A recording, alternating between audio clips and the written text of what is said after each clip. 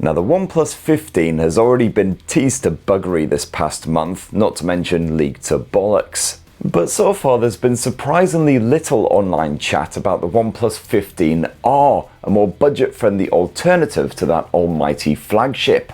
The old OnePlus 15r was a pretty solid smartphone, slightly slashing those OnePlus 13 specs as well as a couple of £100 off the price, but without significantly degrading the overall experience. So will there actually be a OnePlus 15r, and if so, what can we expect? Well, let's do an undercover expose type thing, by which I mean read a bunch of leak articles off of Tech Radar. And yes, thank you, I am more than aware that I look like somebody tied me to a tractor and dragged me through several hedges drenched in cat piss. I literally just got back from Mexico, and I swear to God my blood is about 90% mezcal right now. Just be grateful that you only have to look at me, you don't have to actually smell me. But hey, if for some weird reason you do want that whole immersive 4D experience, well, just fart into a bag of cheese and onion quavers and inhale deeply. It'll be like you're in the room. Techspert Weekly! Now, despite a lack of solid leaks, it seems rather likely that OnePlus will rebrand its fresh and tasty Ace 6 smartphone as the OnePlus 15r for a global audience. The Ace 6 launched alongside the OnePlus 15 over in China last month, and it has suitably upper mid-range specs. The OnePlus 15r should still pack a metal and glass design just like the OnePlus 15, but it won't be quite as drop resistant as its flagship sibling. Although hey, the Ace 6 is IP69K rated for dust, water and spurt resistance, so that'll be a lovely wee upgrade over the mere splash resistance of the OnePlus 13r.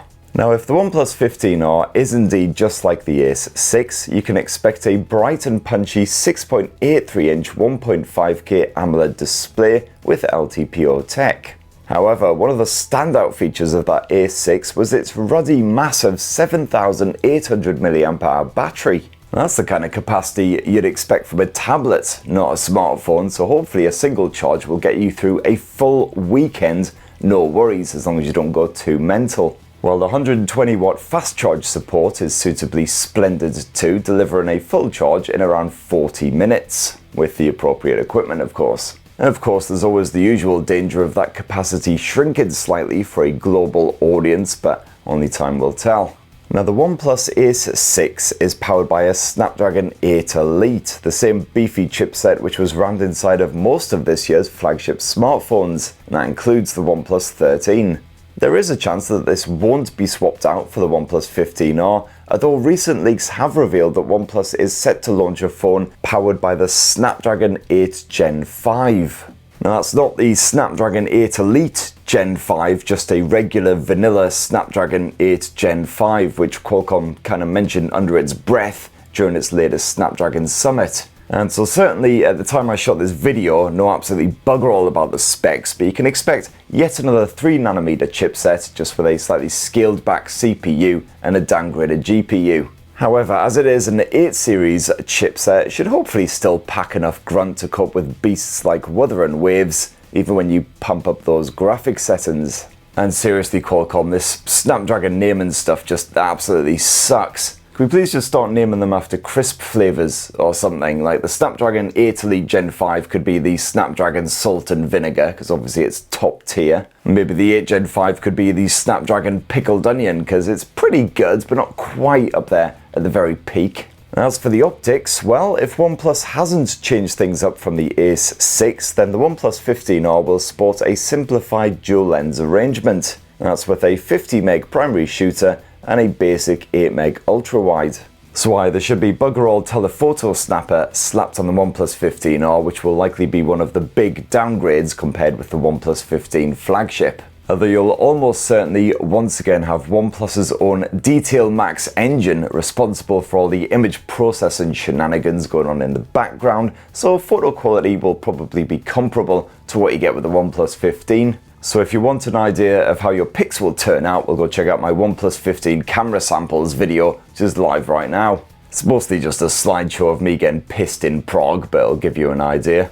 And that, my lovelies, is what we think we know so far of the OnePlus 15r, but what do you reckon? Is it a case of OnePlus 15r, Jim lads? Or more like OnePlus 15r, that sounds a bit bollocks. Well, definitely let us know down in the comments below. And now it's time for the best thing on the internet, besides of course your mum's latest upload, it's viewer comments. Viewer comments. So this week, let's begin with Jason McMeekin. Jason, who says, it's been so long since a Techspert Weekly episode, I forgot all about it. Come on, man. It's been 2 weeks, mate. 2 weeks. Stop the drama. Alright, that's pretty bloody good for me. And sorry, I know it's been a slightly shorter show than usual this week. No time for a wee one, sadly, but I'll try and rectify that next week. Brady21 Plays Indie Horror says approximately 4,700 more Techspert Weeklies, assuming he uploads every week, and he won't, yeah, fair play, is approximately 90 years from now, so he'll be at least 130 years old. Already bloody feeling it, mate. I've got to admit, given my fondness for beer and pork-based snacks, I probably won't make 130. And even if I did, do we really want Techspert Weekly live from the nursing home? And this week, kiddies, we're chatting Samsung Galaxy S156, and I'll be testing out the latest catheter bags. A few Mr. Wangsock fans in the building as well. Mike B says, all hail Mr. Wangsock. And Indian Falcon says, sock boy looking nice and crusty. I should probably give him a bit of a wash at some point. He is starting to smell like a sumo wrestler's jockstrap. L8IJ77 says, you know, at a very quick glance, you almost look like Pep Guardiola. Yeah, can't argue there. I mean, yeah, it's definitely been raised before. I essentially look like every bald, white, middle-aged twat out there. Niali2000 says, as a man who has even less hair than you, happy for people to call me bald and give me a few p each time. I take it this is about the extremely dedicated / psychotic individual who clicked on about 30 of my videos only to leave the exact same comment about how I'm bald and annoying, thus somewhat paradoxically rewarding me through ad revenue just to insult me. I mean, it's a strange way to make a living, but to be honest, I have done a lot worse for cash. Rezwan Zahid says, your reviews are not just informative, but actually fun to watch. Really appreciate the effort and passion that you put into your work. Is this like a bot or something? Yeah, no, I think it's an actual real human being. Thanks, that's really kind. Plunder1956 says, have fun in Mexico and be very careful what you sling down your neck. By the way, which headphones or earbuds do you use on those long flights? Yeah, thanks a lot, man. Mexico was absolutely bloody amazing. I'm still editing the video, but hopefully that'll be going live on the Spurt Hole channel this weekend at the very latest, if my hands ever actually stop trembling from all the mezcal overdosing. As for the headphones, it's usually just whatever I'm testing out at the time, or if I haven't got anything else to jump onto, just whatever I've finished testing, as long as it's not complete bollocks, obviously. So for the Mexico trip was the Sennheiser HDB 630s, which I think I just reviewed in the previous Techspert Weekly. Basically, as long as it's got decent ANC, then I'm happy enough to slap them on, completely drain all of the complimentary plain booze, and then pass out, job done. So the previous show's hot tech chap was all about the Poco F8 Ultra, hopefully an upcoming affordable-ish flagship smartphone, and of course we've got the usual smattering of comments about that mega beast. So Ryan IGI says 6,500 mAh is merely respectful. What time are we living in, fam? Yes, that might have been a slightly tongue-in-cheek comment. Good old 6,500 milliamps, more than respectful. Like, what a time we're living in. Good old silicon carbon tech giving battery anxiety wars a stiff kick right in the bollocks. Thorkel Magnuson Kovac, sorry if I absolutely mauled the pronunciation of that, says, Poco just seems to be perfecting their smartphones, especially for large individuals like me. I have baseball mitts for hands, so knowing that the F8 is going to be slightly bigger than the F7, as well as more powerful, makes me very happy. Fair play. I sadly have tiny wee hands, so I'm the opposite. Not only can I wear children's gloves, but usually the fingers are like dangling off the ends for me. Unreliki says, Poco in Kenyan local slang means a whore, so every time you say Poco, it gets me laughing. Yeah, somebody else mentioned that a while back as well, and yeah, it's mental. You'd think that they'd have at least done a cursory Google check before settling on the name Poco. It would have taken mere seconds, you know. Imagine if they called their company Piss Flaps instead. This week, kiddies, we're reviewing the Piss Flaps F8 Ultra. Instant demonetization. WCWZZQM says, who is this bald guy and why was he under my bed last night? Oh, that wasn't me. That was Pep Guardiola, mate.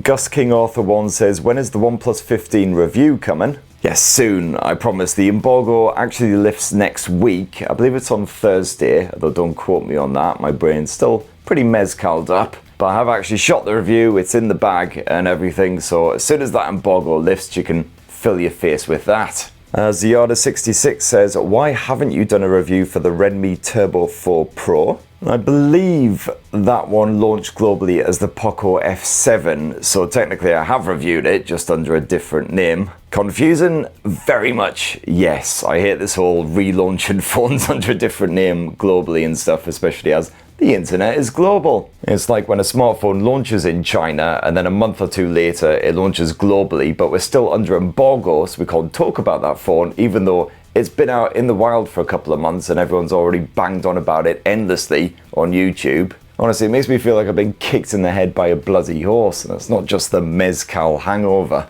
Rango Django says, can we all see your so-called Tower of Tech just to prove to us that it's not just one massive stash of booze? Sadly, you can't, because quite a fair bit of it is still actually under embargo, so I'd be breaking all that by showing you. Besides which, all of my booze is stashed away in here for easy access. Bonus Baby says, Bloody Mary, haven't heard that since the 1970s. Do people still do that? Nah, I think kids these days, they've got PlayStations and Netflix, so I think they're well covered. It's just something you did back in the day when the only other form of entertainment was kicking in bus stops. DJ Warren says, Sunderland versus Man City, 8 PM on New Year's Day. They're having a laugh, Chris. Yeah, chances of me still being conscious for that kickoff is negligible. What I'm more perturbed about is the seemingly complete lack of any kind of football action on Boxing Day. I think there's a single match this year and it's bloody Newcastle. Spit, spit. And what are we supposed to do without football over Christmas? Make conversation with our family? Michael Ball says, you wind up people on Reddit whenever any of your videos are posted there, so I'd say you must be doing something right. Yeah, true. Although let's face it, winding up people on Reddit is easier than stealing sweets from a particularly feeble child. All you gotta do is wander in there and say, hey, lovely day we're having, isn't it? Within about 30 seconds, you'll have half a dozen angry basement dwellers screaming at you to jump off a roof. And the Ollie 2000 again says, fact, if you exercise, you still die, you just die healthier. More muscle for the maggots. Oh, bloody hell. Oh, I just need to go to bed. So anyway, on that particularly uplifting thought, it's time for me to piss right off. A massive, huge, great big thanks for watching this shower right to the bitter end, and a huge thanks to everyone who commented in the previous show, which was a week ago, 2 weeks ago, whenever it was. Please do smash your comments down below and we'll get through as many of those as possible next week. And speaking of next week, what the f is next week? So yes, lots of OnePlus shaped shenanigans next week. So we'll be doing a full look at the latest Oxygen OS, which should be going live on Monday, I believe it is. And then the OnePlus 15 embargo does indeed lift on Thursday, so full review then. I've also slipped my SIM inside of this bad boy right here, the Motorola Edge 70, a super slim and light smartphone taking on the likes of the iPhone Air and Samsung's Galaxy S25 Edge. The difference being, you've got a battery that isn't bloody cacking this thing. So far, I've got to say, really liking it. A few little quirks here and there, but yeah, in-depth review of this, hopefully going live on Tuesday. And who knows, if I actually ever sober up, I might be able to pump out one or two other videos as well. So please do poke subscribe and ding that notifications bell if you haven't already, to be the first to encounter all of that wonderfulness. And of course, as always, make sure you have yourself an absolutely bloody wonderful weekend. Cheers everybody, love you!